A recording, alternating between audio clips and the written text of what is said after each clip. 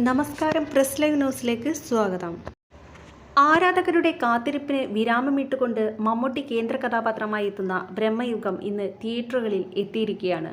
Record തുകയാണ് ചിത്രം advance ticket ബുക്കിങ്ങിലൂടെ ഇതിനോടകം നേടിയത്. വിസ്മയിപ്പിക്കുന്ന വേഷപ്പകർച്ചയായിരിക്കും ബ്രഹ്മയുഗം എന്ന ചിത്രമെന്ന് അണിയറ പ്രവർത്തകർ നേരത്തെ തന്നെ വ്യക്തമാക്കിയിരുന്നു. ഇപ്പോഴിതാ ബ്രഹ്മയുഗം ആദ്യ ഷോ കണ്ടിറങ്ങിയ പ്രേക്ഷകരുടെ പ്രതികരണങ്ങളാണ് ശ്രദ്ധ നേടുന്നത്.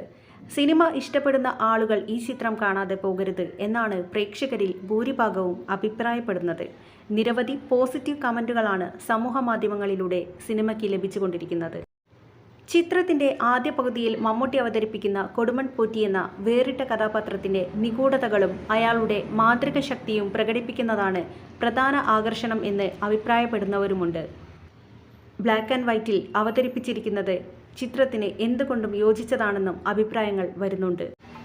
രാഹുൽ സദാശിവന്റെ മികച്ച മേക്കിങ്ങും ചിത്രത്തെ ആകർഷകമാക്കുമ്പോൾ ബ്രഹ്മയുഗം വെളുപ്പിലും കറുപ്പിലും മാത്രമായി അവതരിപ്പിച്ചതും അർജുൻ അശോകന്റെ പ്രകടനവും അഭിനന്ദിക്കപ്പെടേണ്ടതാണ് എന്ന് പ്രേക്ഷകർ സമൂഹമാധ്യമത്തിൽ കുറിക്കുന്നു.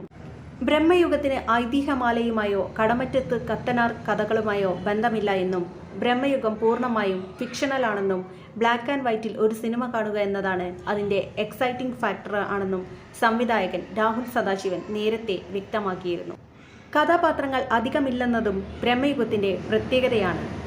ഛായാഗ്രഹണം നിർവഹിക്കുന്നത് ഷഹനാദ് ജലാലാണ്. രാഹുൽ സദാശിവനാണ് ബ്രഹ്മയുഗം സിനിമയുടെ തിരക്കഥ എഴുതിയത്.